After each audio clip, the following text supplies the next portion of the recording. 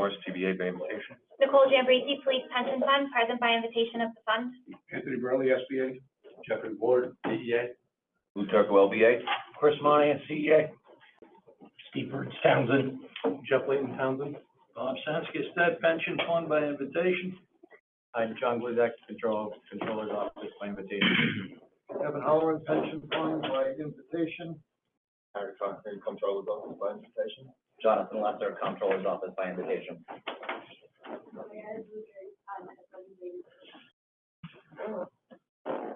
Okay. All right. Oh, Brian Berge standing around for the mayor's office.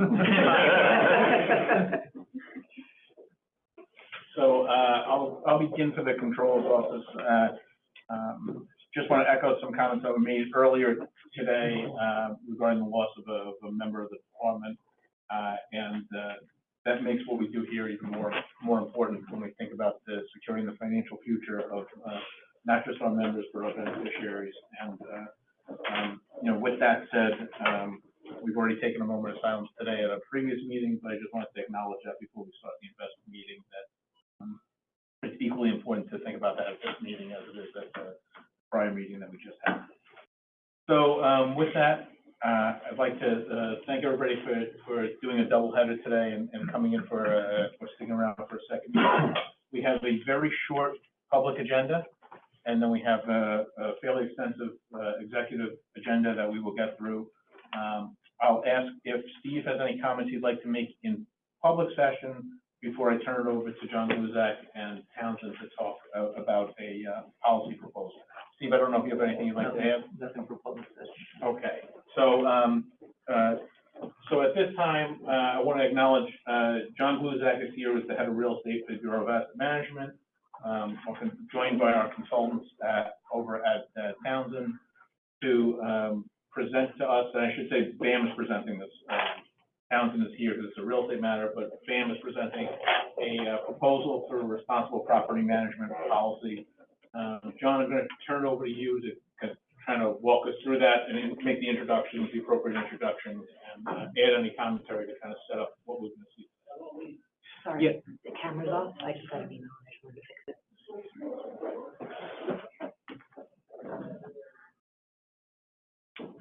And I guess, in the meantime, I just want to note there are many people joining via Zoom that are members of the Bureau of Asset Management, the Controller's Office. In the event that any of them address this board or speak today, we would ask that they identify themselves for the record. But it's a public session, so obviously anyone is free to join via Zoom. But if anybody speaks on record, we would ask that they acknowledge that they're from the Controller's Office.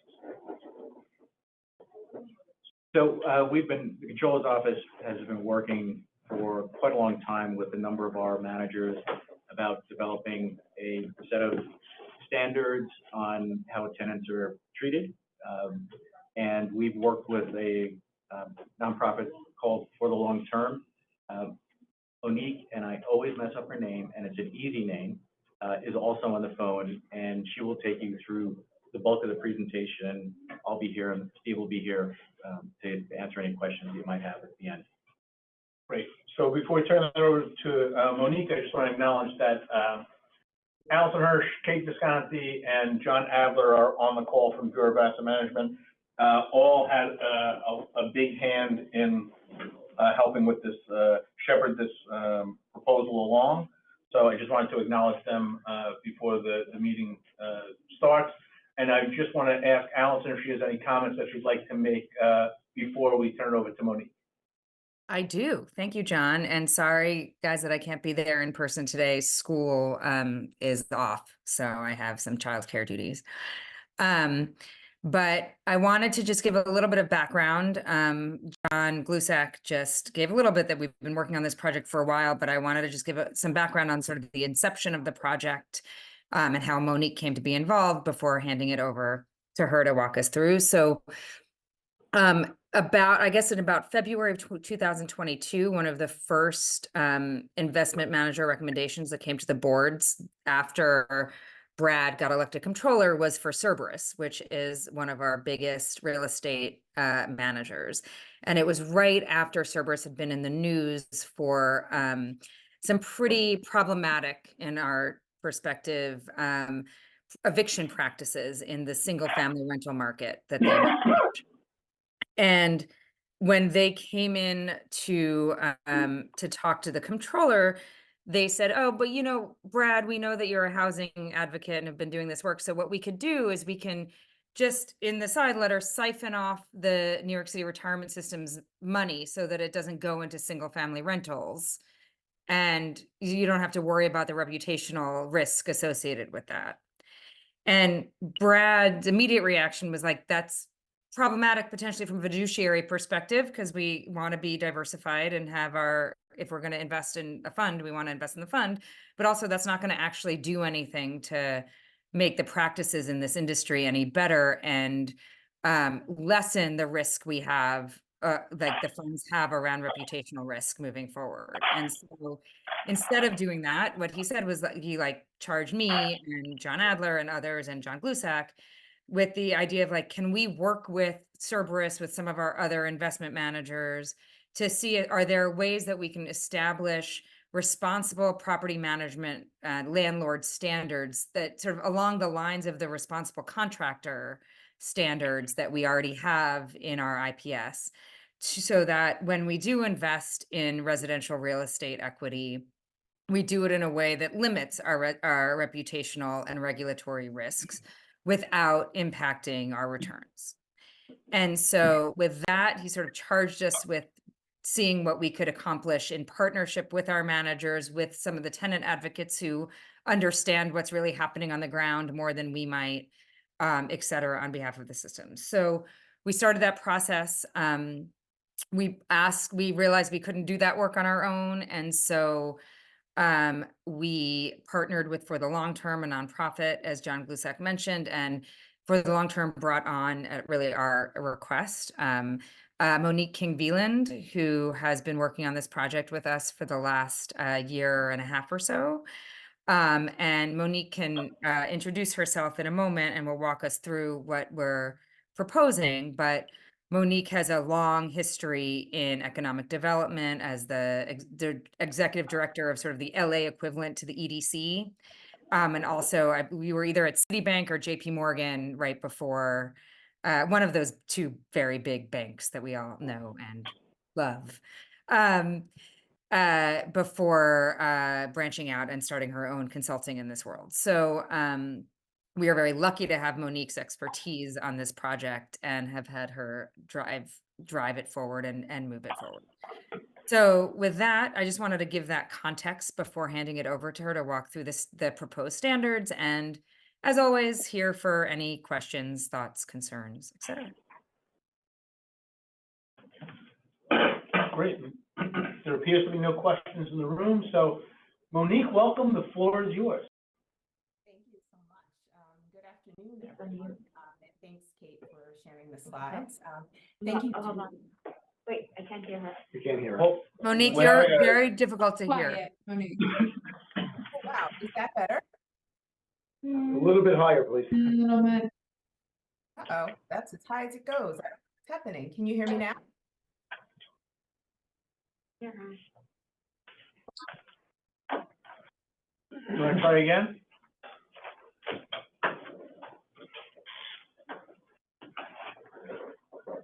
To headphones and see if that helps. Does that help? Is that better? Much better. Okay, It's better awesome. here. Is Sorry it better about in that. the room, guys? Yes. Great. Good. Apologies. Sorry about that. Technology. I had to switch over to headphones. Hopefully you can hear me better now. Monique King-Veland, thank you so much. Allison for the background and context. And thank you very much to the trustees for inviting me to be here today and for the opportunity to be able to speak. Thank you, Kate, for sharing the slides. You can go to the next slide, please. So I just wanted to start by saying we are probably facing some of the most challenging housing market dynamics that I've seen in the 2+ decades that I've been doing this work. I've been in the world of affordable housing, homelessness, and housing justice for a very long time, and I've never seen a more complex set of converging circumstances. The high cost of housing and the increases in homelessness are consistently ranked as top concerns in research in communities across the country, not just in New York. And insufficient supply has really exacerbated affordable housing and homelessness challenges. Moreover, as Allison mentioned, the rise of institutional scale single-family rental investors has really elevated concerns about protecting tenants from abusive practices that increase the rates of housing instability and displacement. The need really to address those dynamics is what shapes some of the initial thinking behind this work. And the goals of the project are to enhance the long-term sustainability of the residential rental housing market by improving resident stability and well-being, and to increase the social impact of rental housing investments. And in addition to the context Allison provided, the need to address the dynamics I just mentioned, there's also a strong business case driving this work as well. The work really focuses on improving long-term investment risk and return, maintaining and producing better housing quality at lower costs, aligning with the emerging regulatory environment, and reducing reputational risk. Next slide, please. A key outcome of this work was developing a set of standards that were both impactful and practical. And to do that, outreach and engagement were critical. Developing consensus among key industry stakeholders on a set of standard tenant protections and supports that could be adopted by diverse industry participants was a key outcome for this work.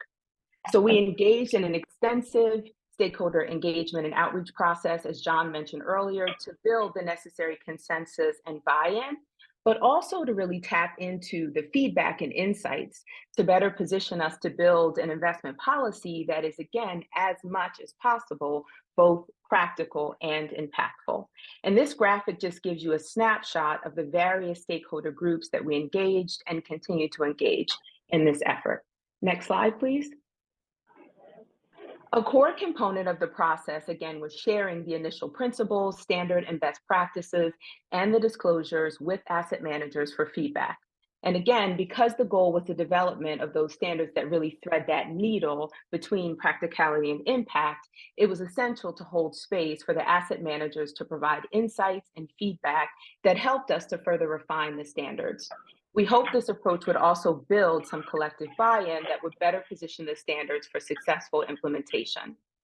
The initial groups we engaged were developed in consultation with the real estate team with a lens towards ensuring a diversity of perspectives. So i.e. affordable versus blended portfolios, total number of assets under management, those who were vertically integrated versus not, et cetera. As of today, we've met with 8 asset managers shown here in individual introductory feedback sessions, and we hosted working group sessions for additional feedback and further refinement with a group of representatives from the various firms you see here. Next slide, please. These meetings with the asset managers were incredibly fruitful and informative. Following these meetings, we asked for and received additional feedback from these managers in a variety of forms, written, follow-up meetings, et cetera. This slide really summarizes some of the key learnings from those sessions. By and large, there's been broad support and enthusiasm for this work and appreciation for the engagement and transparency. I also think it's important to note here as well that we also engaged with the Office of General Counsel on fiduciary duty, and that engagement resulted in further adjustments that are also reflective in what you received and what you are seeing today. We have learned a lot, and we're confident that the insights and the feedback we heard helped shape stronger and more impactful standards that are also better positioned for collective buy-in and implementation. Next slide, please. The decision framework for the standards is designed to include specific property management policies and practices. The framework is really grounded in research and policy, and as I noted previously, has been developed over the last year plus or so in consultation with a variety of stakeholders, including the groups I mentioned on the previous slides. At the top level, there are overarching principles, and within each principle is a set of practices, standard practices, and in most cases, also best practices. You can think of a standard practice as a common practice or norm commonly used to produce the desired outcome, whereas a best practice is a method or technique that has been generally accepted and proven to be more optimal and designed to produce even more optimal results. Weaved into the principles and practices are a set of public disclosures. The disclosures are intended to enable tenants to make more informed choices, and investors may also use them to compare opportunities, but they would be in addition to any disclosures that might be provided in the normal course of the investor's due diligence process. And finally, the standards, principles, practices, and disclosures are the underpinning of the investment policy statement and the IPS details reporting requirements. Next slide, please. So there are 7 principles, and you can see them here. Implement consistent and fair tenant screening and selection practices, offer clear and fair leases, and reduce undue burdens of security deposits, maintain safe, quality, accessible housing, foster positive tenant-landlord relations, honor tenants' rights to free speech and free association, optimize tenant stability, and minimize evictions and other negative exits. Underneath the principles are 26 standard practices and 22 best practices. And again, the overarching theme across the principles, standard, and best practices and disclosures is the focus on enhancing tenant protections and reducing housing instability. Next slide, please. As this slide notes, the Bureau of Asset Management is recommending that you adopt the proposed responsible property management standards as part of the investment policy statement for real estate. The form and applicability of the responsible property management standards policy is modeled after the responsible contractor policy that has been in place for many years. And if approved, BAM would implement the responsible property management standard policy on behalf of all of the boards for all prospective real estate equity funds as soon as practically feasible. Next slide, please. So I've talked a lot. I'm going to stop here. I want to thank you again very much for your time, for your patience, and for your consideration. And with that, I or the BAM team can take any questions. Thank you again. Great, thank you, Monica. We appreciate that presentation. Any specific questions for Monique regarding the policy or the standard, I should say? Yeah, Joe, what is the policy? I mean, all I heard was, I don't want to use the word fluff.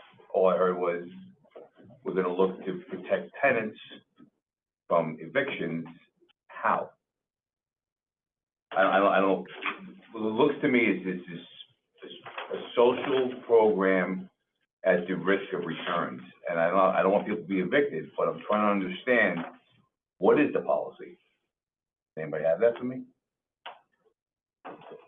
Sure, Lou, Yeah. John, do you want to jump in, or I can if you want? Glusak or? Oh, I didn't know which John you were talking about. Oh, Yeah. sorry, I meant Glusak. Allison, you can. Oh, Which, Yeah, so so go for it, Glusak, you're in the room. Yeah, So it works in a similar fashion to RCP. The manager has a fiduciary responsibility to everyone that's in the deal, including us. So if there comes a manager that is, not acting in good faith to their tenants, there's a report that's going to be developed. Who determines if they're not in good faith with their tenant? Like, what if the tenant's not paying rent? Can I just jump in for a second, Lou, on that? So, and I'm sorry we don't have printouts in the room, but the actual policy itself, the draft policy, which is a few pages long, was uploaded to Convene along with all the manager recommendations. And we can circulate it via email. We're obviously not expecting anybody to vote on this today, and it's for a conversation, so you can see it. But Monique mentioned, I think, 7 principles. Within each of those principles, there's actually like a listed standard behavior, for lack of a better word, that we are requesting our managers adhere to, assuming they can do so and maintain their fiduciary obligation to the systems.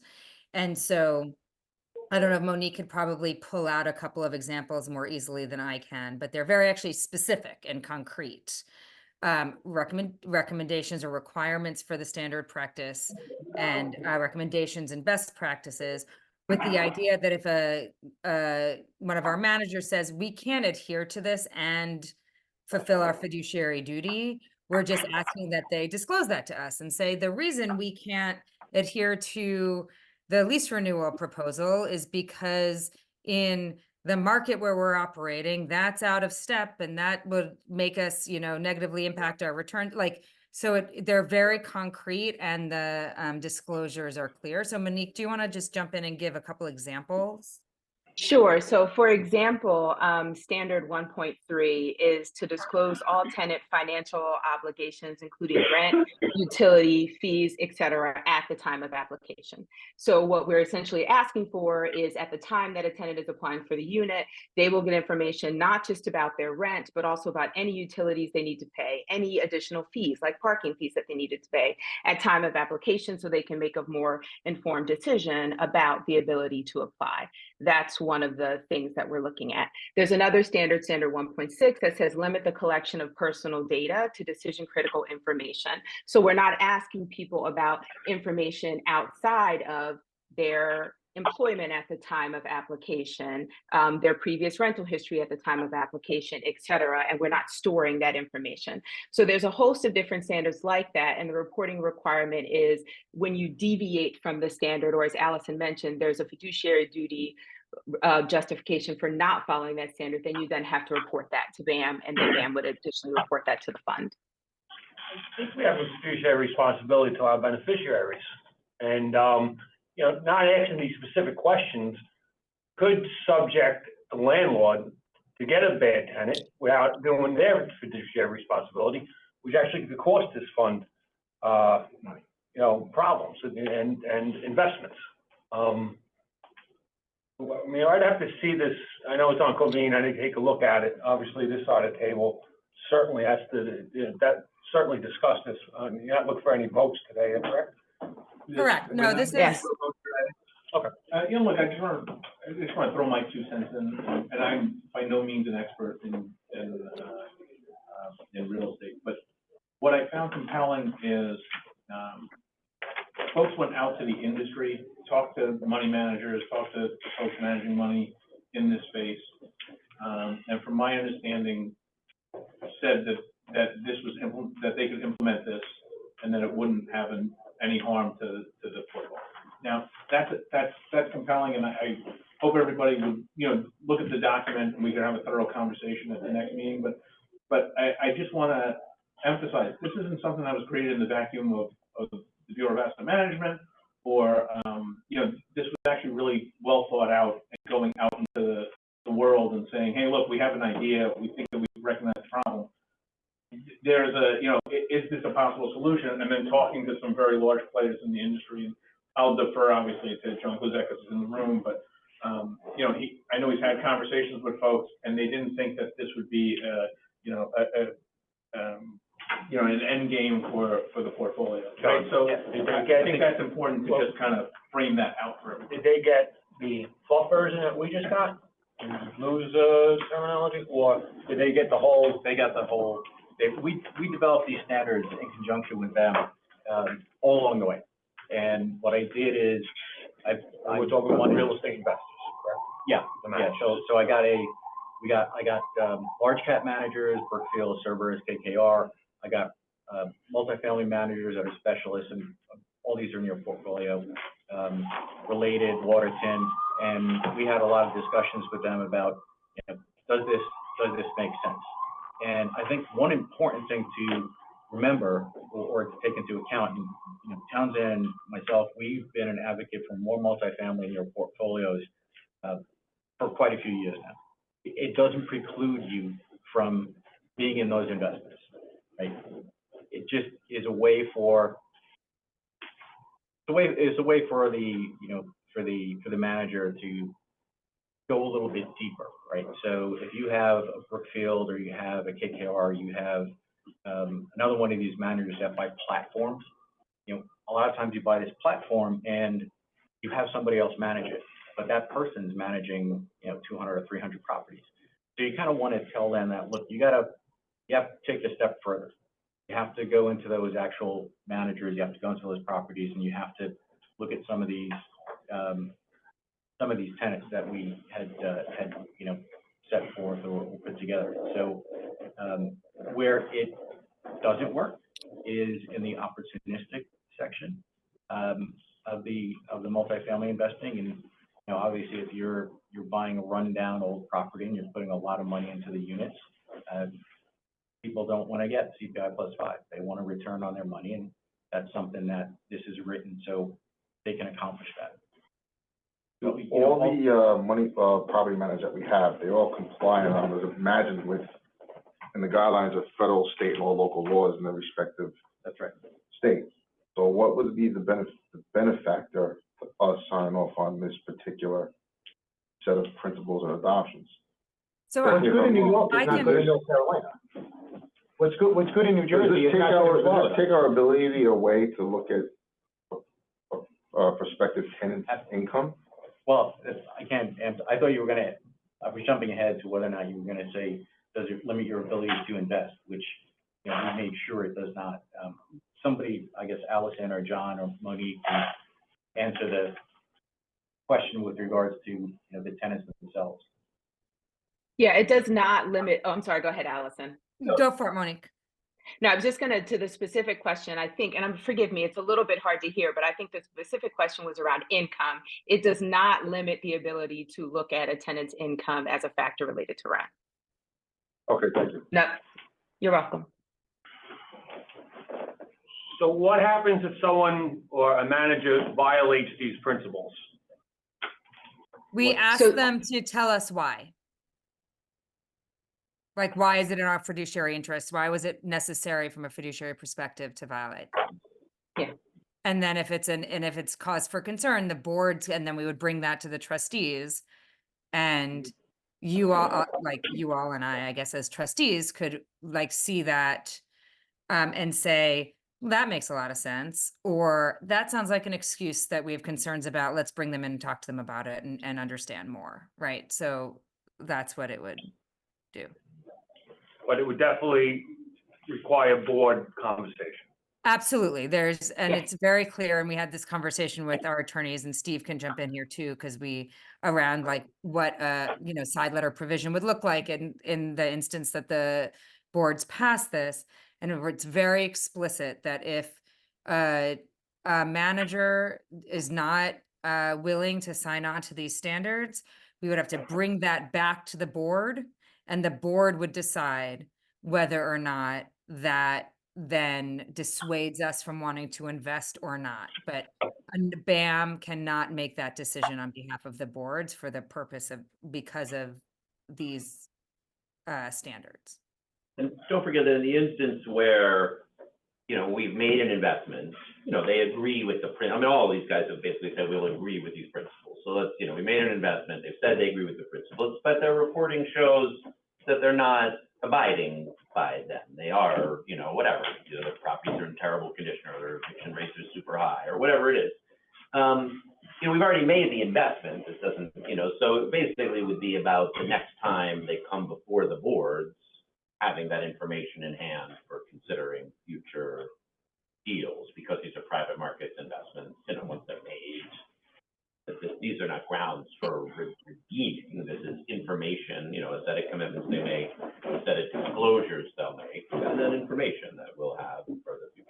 Right. So, And let me ask you, Absolutely. just can I just follow up? Sorry, can I just follow up from Steve? I think that was Steve talking, that Burns talking.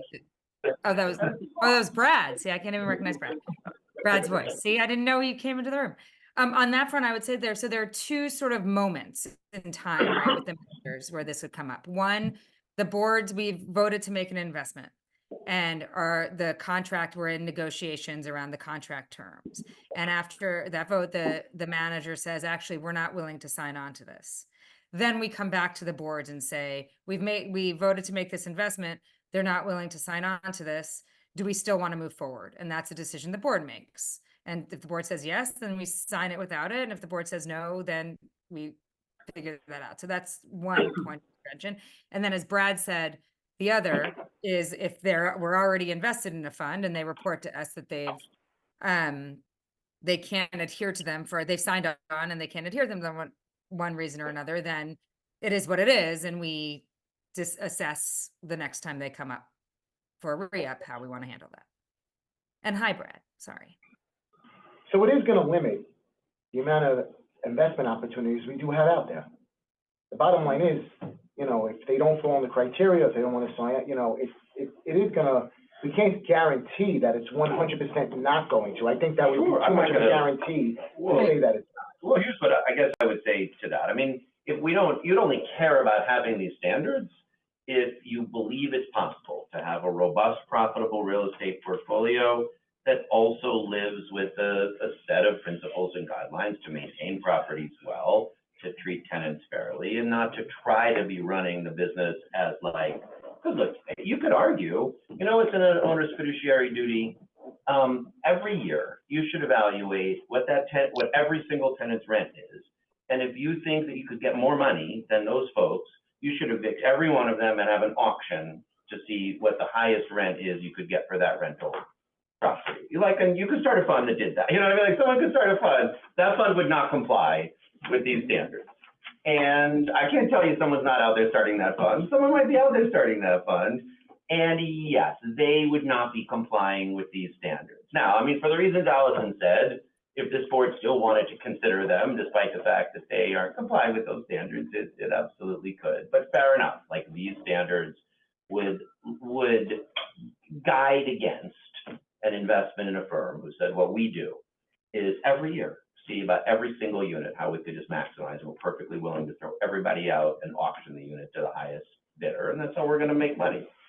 So what it turns out, But isn't that the point in our investment? So I think what we have found in our investments is we have an extraordinarily robust portfolio of real estate investment companies who do extremely well in returns, who have said you can make great returns across a very wide set of markets with a very wide set of managers by investing in your properties and having them actually grow in value and maintaining them rather than letting them run them into the ground.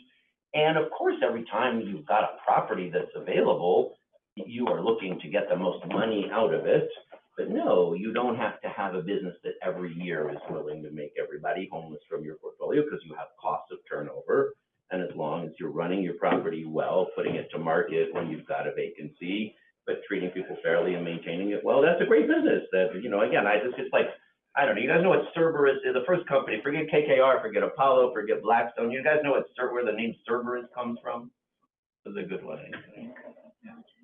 Cerberus is the three-headed dog that guards the gates of hell in Greek mythology. So you don't name your fund Cerberus if you're like, I really am like a wishy-washy, sweet, you know, big-hearted business person. Like these are the firms looking to make money in real estate, and they believe that this is perfect. So if most people find this, since I've been up here, and this has been a couple of years now, it goes fast. I've never heard of this fund, our fund investing in people that have been going people all over the place. Right. Yeah. So I'm trying to understand the necessity now to come out and put more guardrails on. That we haven't had that. No one's come here and said to me, "Oh my God, we're investing in companies that are displacing everybody." Never had that here since I've been doing this for 14 years. I get very concerned when I start investing for social things. I don't want to invest in companies that are hurting people. I don't want to do that. I don't want to not invest in oil companies if the oil companies are making money, because at the end of the day, when everybody leaves, when we're still stuck here, and we don't have enough money coming to the account because the returns aren't good, all of a sudden now the pensions are the problem. I get the pension explosions. I get the bomb in the New York Post that has the pension explosion. So I got to be very careful when I start putting guardrails on what we can invest and what we can't invest. I'm trying to understand the necessity today, because I never heard of one investment that you guys came to me and told me you got to get out of these people because they're destroying people. I just get concerned with this, and I want to ask for the consultant, you know, that's an expert at this, because I'm not. Is it necessary in the business that we've been doing?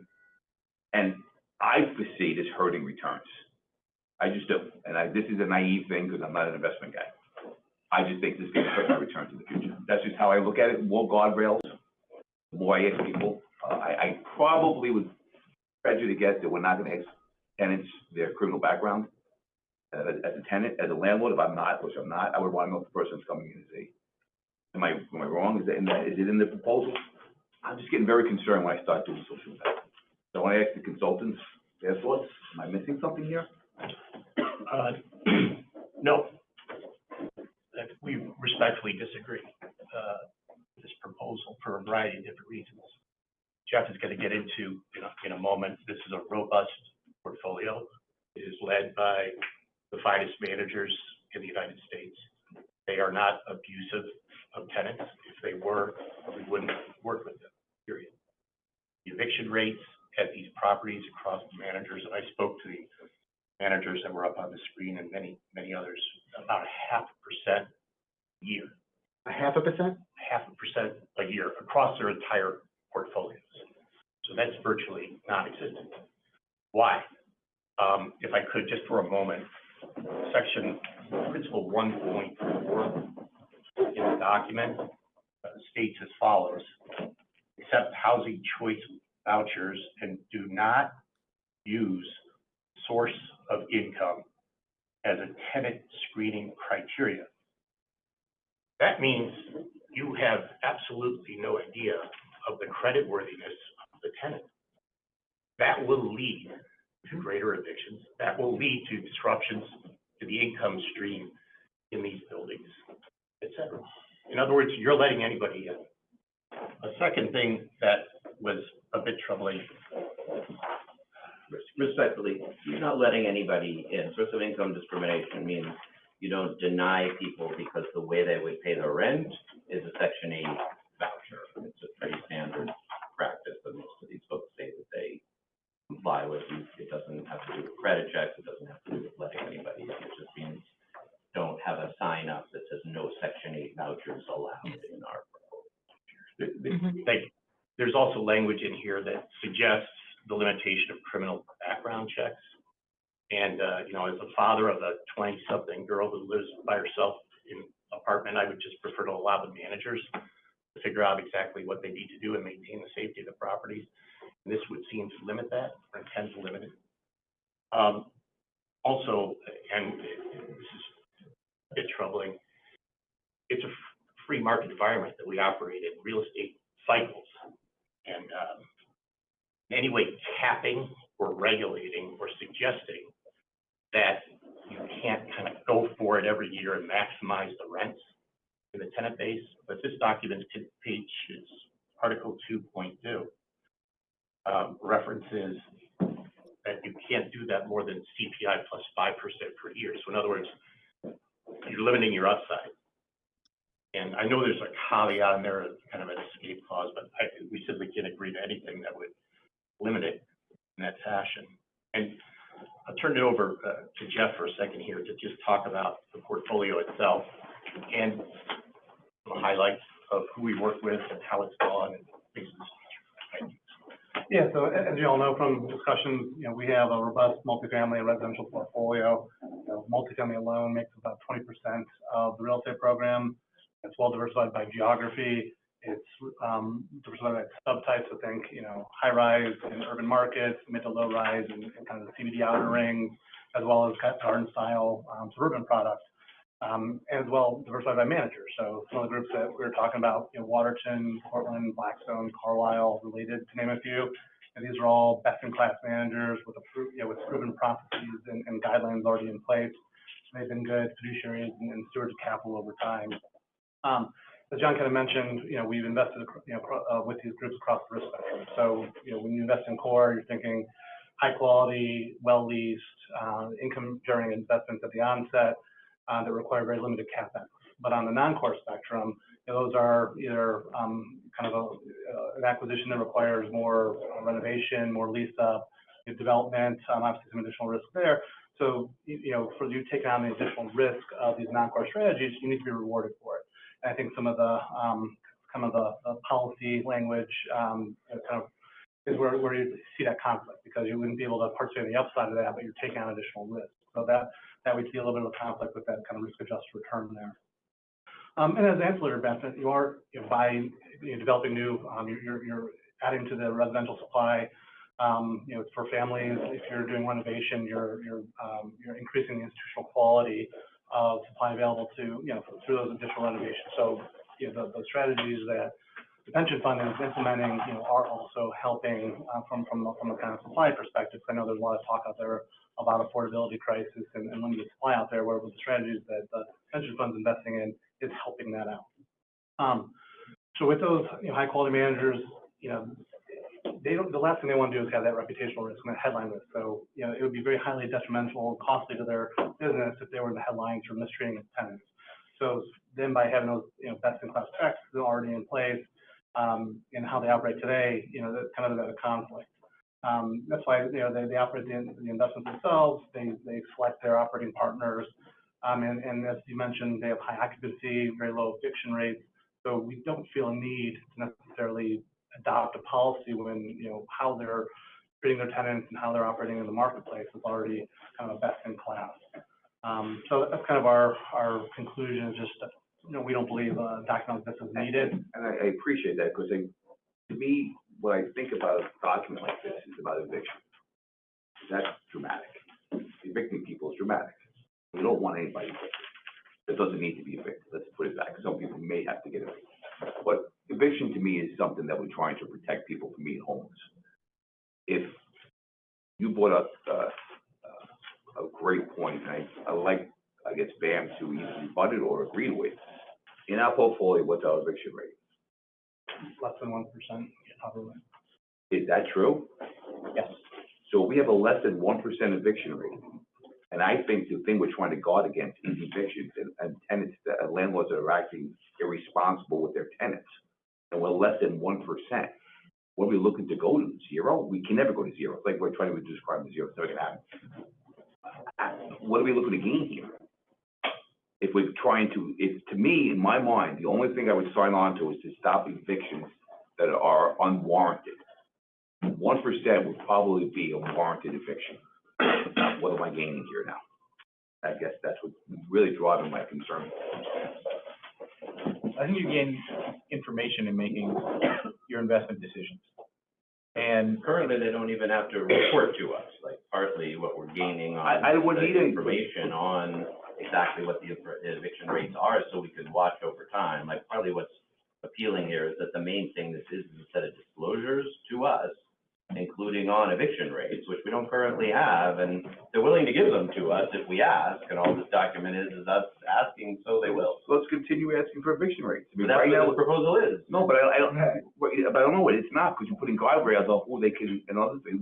Right now, I know, you're telling me I have a 1% eviction rate, less than 1%. We have to ask him because we're not collecting the information from our managers.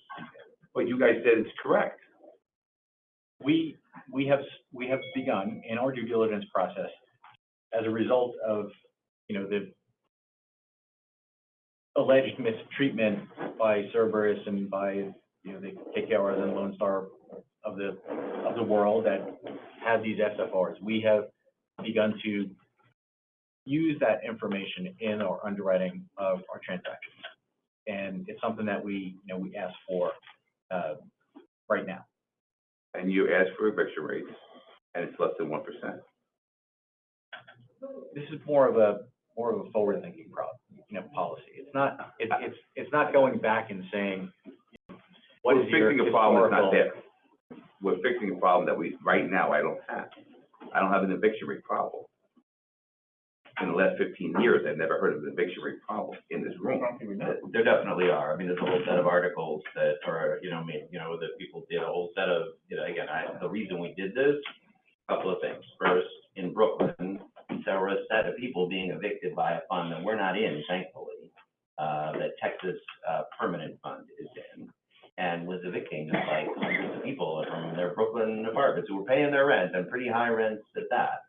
And that led us to ask some questions. And yeah, I mean, I can send you the articles if you want, every one of the places. But we don't invest in that. Aren't there city more though? Not in NW1, but John's mentioning No, I respectfully, all of the places bringing that up- John Hold on mentioned. one second, sorry. You're bringing up a property that we're not invested in. I'm telling you what prompted us to look, and then when we looked, several of our managers had, we'll send around the newspaper articles, like had a series of places. And again, this was earlier in their single-family rental portfolios where a mix of things, in some cases excessive evictions, in some cases bad property conditions, like that was the reputational risk. Like, this was in the, and so and look, what Cerberus said to us the first time is like, we know we had some problems there. If you don't want to invest in the single family rentals, we got plenty of other things you could invest in. And what we said back was, can you give us a sense of what your best practices and first-in-class standards are? And they said, oh, that's such a great question. We'd love to tell you about them. We think ours are better than the others.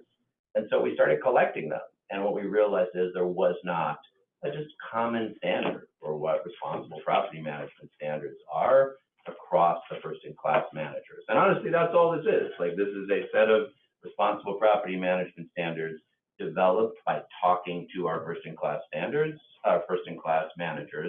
about what they think responsible property management standards are, what information they think they should be providing their investors about their eviction rates, about their property conditions, and what they think the right standards should be that is developed with the managers. So yeah, hopefully they aren't getting out. This is why we think they're first in class. But the value of having standards and having disclosures is you get to see what they are and make sure everybody kind of is on the same page about what they should be. So that's how we got here. And sure, it does imply some people might go out beyond those standards, and we want to raise an alarm bell when that happens. Right, can I also just add, from an investment standpoint, I agree with everything you just said, but what you also said has other information around the reputational damage potentially to police or any of the New York City pension plans, is that that there was a bad operator out there, and you knew that Texas Permanent was one of their investors. Part of this, from an investment standpoint, for me, this is an additional protection against reputational damage associated with investing in a bad player. I think John and the team and the trustees have approved deals that are really the very best asset managers out there in real estate that are responsible. So this isn't meant to be exclusionary, that we cut anyone off, but there are standards and best practices that they should adhere to. And I don't believe this impedes our fiduciary responsibilities in terms of getting return that creates value over time. But I acknowledge those are legitimate questions. But how is not being able to do background checks on tenants? Listen, there's so many, we're moving into a social dynamic here, and I get very concerned because of returns, because people on that side will be gone eventually. The new controller will come in eventually, just the way it works. Not to mess you to leave, right, but it's the way it works. And I won't say well. No, okay. Let's leave it at that. But we're always on this side with over our head is this pension returns, because if they don't make the number, we're holding the bag. And when I'm not hearing a problem in 15 years of evictions and us acting irresponsible, putting money to irresponsible owners, I just get concerned when I do other things that have a social feel to it. Like we got out of oil and we get out of this, we get out of that, and climate change. I want to be good stewards of the money, not at the expense of my returns, then I get clogged. So, and I gotta remind you that when we had our slight downturn a few years back, this fund did better than the other system funds because we stayed in fossil fuels, because we stayed in guns, of course we went to hedge funds. And that's what we anticipated. It wasn't really the big returns. When we got the hedge fund, everybody wanted, especially CalPERS, they got out of hedge funds because they thought it would be drastic, We got into it, we wanted to reduce our downside on the down when the market goes bad. And, is it socially right thing to do again at fossil fuels? Yes, but we do have fiduciary responsibility to our beneficiaries. And, that's what we maintained before. And I think we've proven it. That's, sometimes we got to make tough decisions, not to be so friendly to everyone. So with all due respect, today's discussion is not about climate and the climate initiatives that have been undertaken by any of the systems. It's about a responsible property manager standard, which has been circulated in full form through Convene. I think that it's appropriate at this time to, if there's a request to table the matter, Did you I want to? have one more question. You said you partnered up with some non-for-profits and things like that. Did this cost anything? No. Did it cost anything to the city, or, I mean, to the funds? Did any corporate funding that was invested in this? Or was there any, No, cost none. to it? No, there's no No. cost. No, not a cost for by the city or the funds.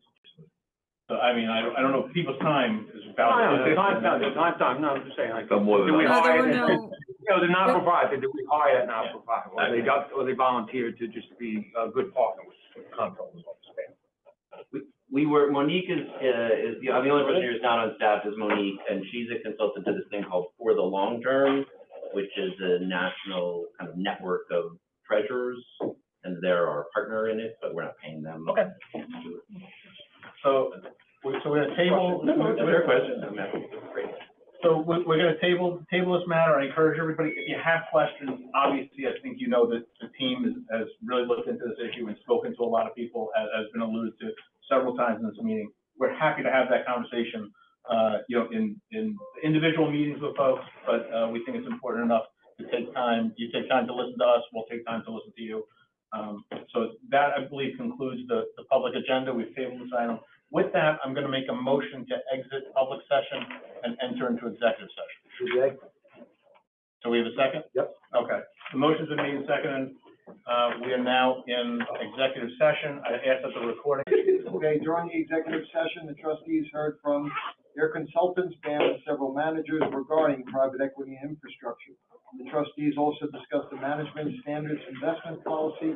In addition, the trustees voted on a matter discussed during an attorney-client privilege session.